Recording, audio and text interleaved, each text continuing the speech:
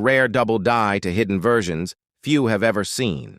The 1955 wheat penny is more than copper. It is a key to unlocking forgotten stories.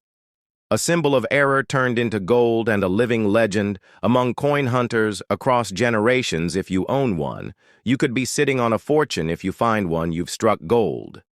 Now let's journey into the untold story of the 1955 wheat penny, where truth meets myth and history breathes in metal. The story of the 1955 wheat penny begins not in 1955 but deep within the American soul, where coins were never just currency, but reflections of national pride, strength, and values. The wheat penny, or Lincoln cent, first minted in 1909, was a tribute to President Abraham Lincoln and a bold step forward for U.S. coinage. This coin was the first to feature a real historical figure on its face, a major departure from the allegorical designs of earlier American coins. The obverse featured a bust of Lincoln designed by Victor David Brenner, whose initials caused controversy when first included on the coin. The reverse showed two stalks of wheat, symbols of prosperity and growth, tying the coin to the land and the labor of the American people.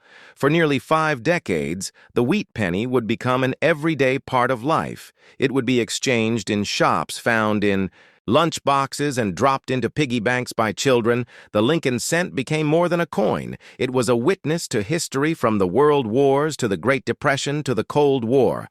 And in 1955, this humble coin became the center of one of the most famous minting errors in American history. The Philadelphia Mint was the birthplace of the 1955 double-die penny, one of the most iconic errors ever produced in American numismatics. The process of minting coins involves the use of dies which stamp designs onto blank metal discs called planchets. Normally, these dies are prepared with great care, but in 1955, something went terribly wrong. During the die creation process, one working die received a second impression that was misaligned, creating a phenomenon known as doubling. When this die began striking coins, the result was stunning. The date and the letters, especially in the words "Liberty" and "In God We Trust," appeared as if doubled ghosted, creating a dramatic and unmistakable effect. Hundreds of thousands of these error coins were struck during a single overnight shift before the mistake was caught. But instead of destroying the flawed coins, the mint let them circulate, blending them into standard coin bags bound for banks and businesses. No official statement was made. No warning was given. The double-die pennies simply entered circulation like any other cent. When the coins reached the public, the reaction was immediate, and electric people began noticing the strange, doubled lettering. Especially the date 1955, collectors scrambled to get their hands on them. Newspapers picked up the story, and soon the 1955 double die became a household name. This was not just an error, it was a sensation. Some called it a minting miracle. Others believed it was deliberate, a marketing stunt or conspiracy, but all agreed on one thing: the coin was unlike anything seen before. And it sparked a modern gold rush across America. Coin dealers began offering premiums to anyone who could find one. Children emptied their coin jars. Adults began checking every penny they received in change. This frenzy lasted years, and even today, the 1955 double die remains one of the most desired coins in circulation, despite being nearly 70 years old. As demand skyrocketed, so did the number of counterfeits. Many attempted to recreate the double die using mechanical doubling and other methods. But the true 1955 double die has distinct features that experts use to authenticate it. Genuine coins show strong doubling, especially on the obverse with clearly separated letters and date digits. The doubling appears as raised and bold, not flattened, as with machine doubling the position of the mint mark. The style of the bin, lettering, and even the specific die markers help distinguish the real from the fake. Collectors use high magnification and comparison tools to identify genuine examples. And today, third-party grading services like PCGS and NGC play a critical role in certifying and encapsulating these coins, ensuring their legitimacy and preserving them for future generations. The value of a 1955 double-die wheat penny has climbed steadily over the decades depending on condition. This coin can sell from hundreds to thousands of dollars. Uncirculated mint state examples have fetched staggering prices at auction. One pristine MS-65 red example sold for over $100,000. The rarity of high-grade specimens combined with the coin's legendary status has made it a crown jewel of Lincoln cent collections. Even circulated versions with visible doubling can be worth hundreds, if not thousands. Collectors' prize eye appeal and originality coins that are not cleaned or altered often command higher prices. As of now, there is no sign of this coin's value dropping, as it remains both historically important and endlessly fascinating to collectors. Beyond its market value, the 1955 wheat penny holds a special place in the heart of American coin collecting. It is often the first major error coin that collectors learn about, and many begin their numismatic journeys by trying to hunt one down. The coin has appeared in books, magazines, news reports, and documentaries. It is a symbol of how chance and mistake can lead to greatness in the world of minting. It also serves as a case study in how the public reacts to rarity and mystery in everyday objects. Teachers use it to inspire students about history. Minting and economics museums display it as a representation of American innovation and imperfection. The coin has outlived its era and become a timeless story. While the double die is the star of 1955, there are other interesting varieties and standard issues. From that year, the regular 1955 wheat penny is still collectible, especially in high grades, and Mint States pennies from the Denver Mint, though not struck with a double die, are part of sets for year collectors. Proof sets from that year do not include the famous double die, but are still desirable for their sharp details and low mintages. Researchers have also documented minor doubling and other errors from 1955, including die cracks, cuts-off center strikes, and more. Each of these adds to the rich story of the year and fuels the passion of collectors. Finding a 1955 double die today is rare, but not impossible. Searching old coin jars, inherited collections, and bank rolls can still yield treasure. Online auctions, estate sales, and coin shows remain great hunting grounds. But caution is key due to the many counterfeits. Verifying authenticity through grading and expert review is essential. Starting a Lincoln cent collection with focus on wheat pennies is a smart move for new collectors, and the 1955 double die serves as a perfect centerpiece storing coins. Properly learning how to grade them and studying minting history will help build a rewarding and valuable collection. The 1955 wheat penny, especially the double die, remains one of the greatest stories in U.S. coin history. It is a symbol of how an accident can create a masterpiece, how a single night at the mint can echo across generations. It captures the imagination, not just because of its look or its value, but because it reminds us that in the smallest places, even in a copper penny, there can be greatness, mystery, and history waiting to be discovered. The coin connects everyday people to the minting process, to the fabric of America, and to the shared excitement of finding something rare in the most unexpected of places. This humble coin could be one of the most important pieces in American numismatic history. The year is 1938. America stands quietly in the shadows of a changing world.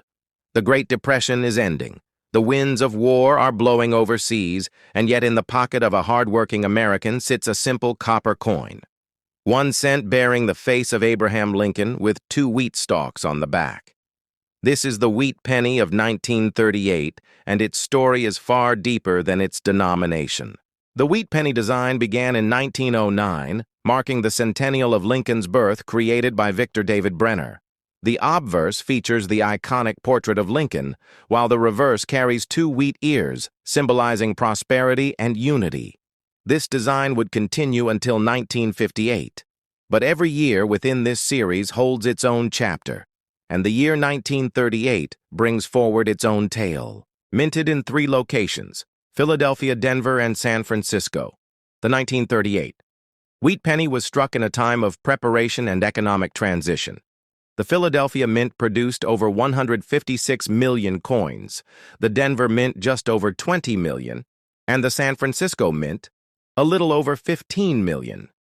These numbers may seem large, but for collectors and historians, the story lies beyond the mintage. It lies in condition variations, mint marks' historical context, errors, and survival rates. Let us begin with the historical backdrop of 1938. The United States was still grappling with the effects of the Depression, but slowly recovering. Franklin D. Roosevelt was president. His New Deal programs were reshaping American life, jobs were returning, industry was growing, and yet Europe was heading toward the Second World War. Coins of this era became subtle witnesses to these times, circulating in millions of hands across cities, towns, and rural communities. The penny may have seemed insignificant, but it was a daily tool, a necessity, a marker of time. In terms of composition, the 1938 wheat penny followed the standard used since 1909, 95% copper and 5% tin and zinc. This bronze alloy would continue until 1943, when the wartime steel cent was temporarily introduced, but the 1938 penny remains within that traditional copper standard, giving it a rich reddish-brown tone when preserved properly. That tone is sought, after today, by collectors, especially in uncirculated condition. Next, we must understand the significance of mint marks. The Philadelphia coins bear no mark. Denver bears the D and San Francisco bears the AS. The 1938 D and 1938 S coins had lower mintages, making them more desirable in higher grades, while circulated examples are common mint, state red examples with full details. Clean surfaces and strong luster are far scarcer and bring higher premiums at auction. A key area of intrigue in the wheat penny series is error coins, and the 1938 penny offers several examples from doubled dies to off-center strikes, repunched mint marks, and die cracks. Errors from the Denver Mint especially are often sought due to their crisp strike quality and the likelihood of varieties developing in smaller runs. Repunched mint marks, or RPM coins, are known to exist in the 1938 D series, with doubling visible under magnification in the DI mint mark itself. These varieties are cataloged by specialists and fetch strong interest among error collectors. Moving into the realm of grading, we consider how these coins are evaluated on the 70-point Sheldon scale. A 1938 penny in good condition may only bring face value or slightly more, but one in MS65 red condition certified by PCGs or NGC can be worth significant sums, especially if it possesses a rare variety or a perfectly preserved surface with original mint luster. Color plays a major role as well, with red, brown, and brown designations describing the copper color preservation. Red is most desirable as it indicates minimal oxidation and maximum eye appeal. The auction history of the 1938 wheat penny tells a vivid story. In recent years, MS67 red examples have sold for hundreds, even thousands, depending on rarity and demand. For example, a 1938 D in MS67 red with a sharp strike and original color may bring over $1,000 in top venues, including heritage auctions, stacks, Bowers, and great collections. The provenance or ownership history of these coins can also enhance their value, with some specimens carrying a chain of elite collectors in their records. Beyond the numbers, the 1938 wheat penny serves as a mirror of American resilience, as the nation climbed out of economic hardship and into a new industrial era. This coin circulated during moments of transformation, from radio dominance to the rise of television, from old world immigration to new world industry, from the first supermarket to the last days before World War II. Each coin touched lives, witnessed transactions, and silently chronicled the American experience. For the numismatist, the 1938 wheat penny is not just a collectible, it is a portal into the past. It allows us to trace metallurgy, technology, design, and the evolution of American culture through something as simple as 1 cent. It is why collectors pursue not just rarity, but connection. It is why condition matters, not just for value, but for preservation of memory. Advanced collectors often pursue full sets of wheat pennies by year and mint mark, with high-grade examples filling albums or slabbed collections. The 1938 issues, especially from San Francisco, are considered condition.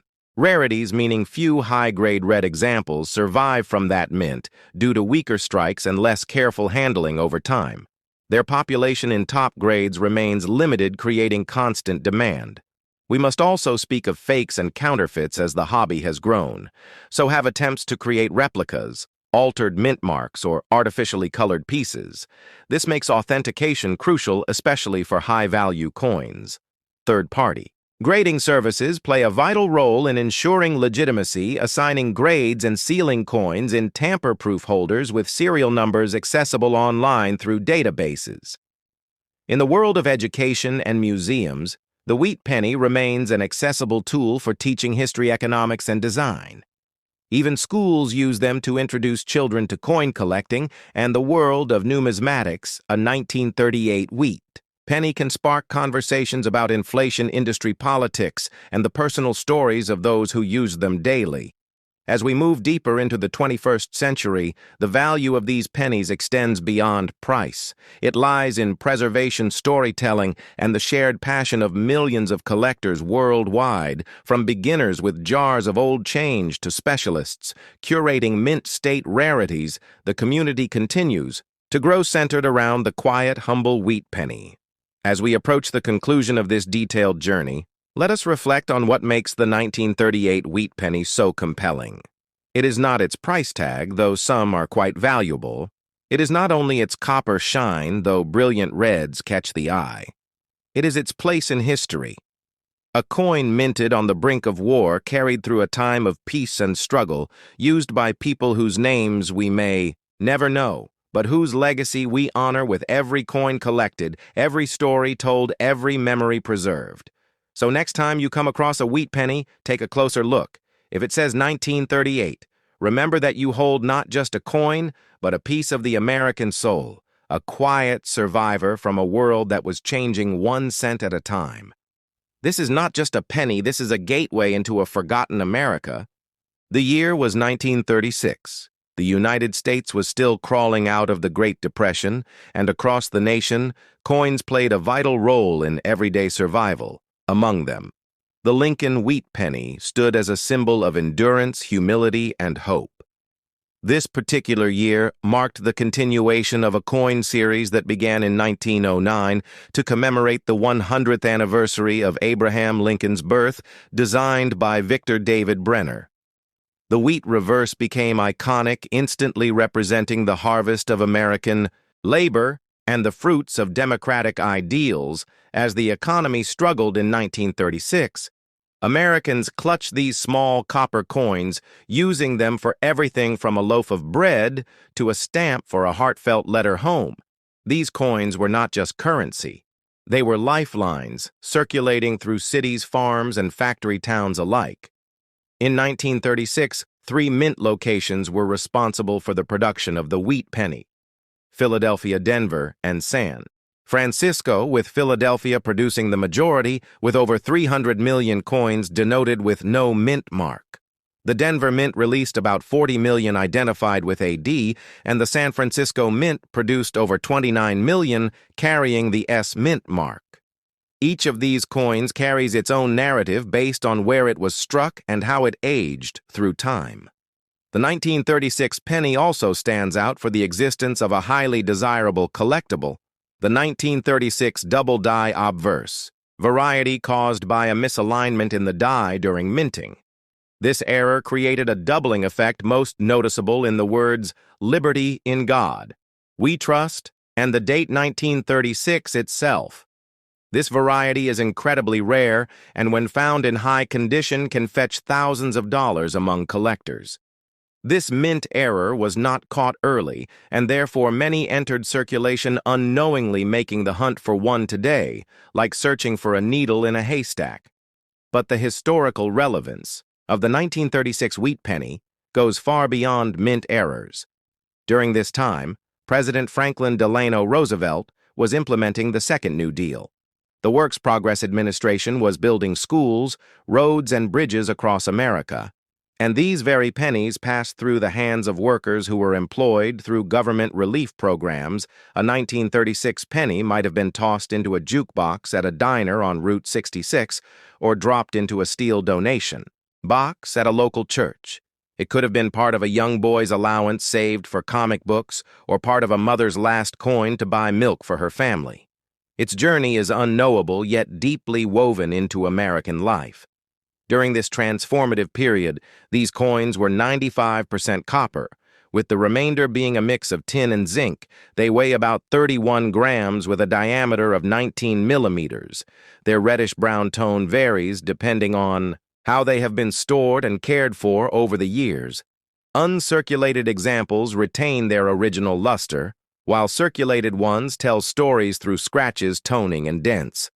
The Philadelphia Mint had no mint mark, and many of these are still found today in average circulated condition, worth just a few cents. However, in uncirculated or red mint state, they can be worth significantly more, particularly in mint state grades above MS-65, where values jump into hundreds of dollars. The Denver Mint D-Mark coins were fewer but still widely available. Their value follows a similar pattern, with mint state coins being the most desirable. The San Francisco Mint coins with the S Mint mark are even more sought after, especially in high grade due to their relatively lower mintage. One of the most important aspects for collectors is eye appeal. This includes not only luster and color but also strike quality and surface preservation, because these pennies were produced during a high-demand year. Some dies were overused, resulting in weak strikes. These coins are less desirable to advanced collectors, but still hold numismatic interest. In 1936, the United States was slowly seeing signs of economic recovery, but global tension was rising in Europe and Asia. The penny minted this year therefore represents a moment of peace before the storm, as by 1939 the world would once again plunge into war. These pennies remained in circulation throughout World War II and were part of the copper hoarding that led to the 1943 steel cent.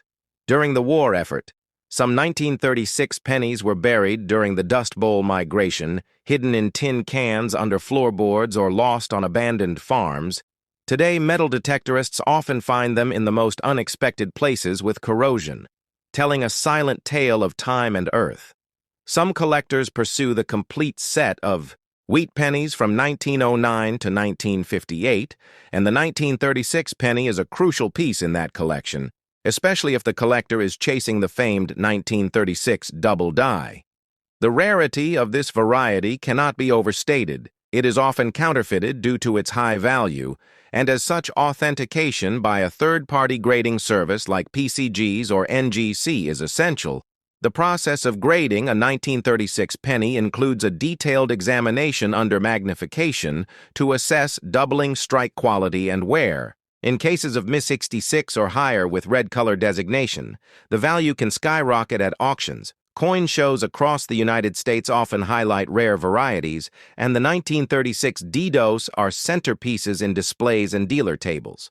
Not only is this penny a collector's dream, but it has also become a symbol in American culture, appearing in textbooks, coin guides, and even inspirational stories of kids finding one in change that turns out to be worth hundreds or thousands. Those stories fuel the dream of treasure hunting among casual collectors and spark new generations of numismatists interested in the rich legacy of American coinage.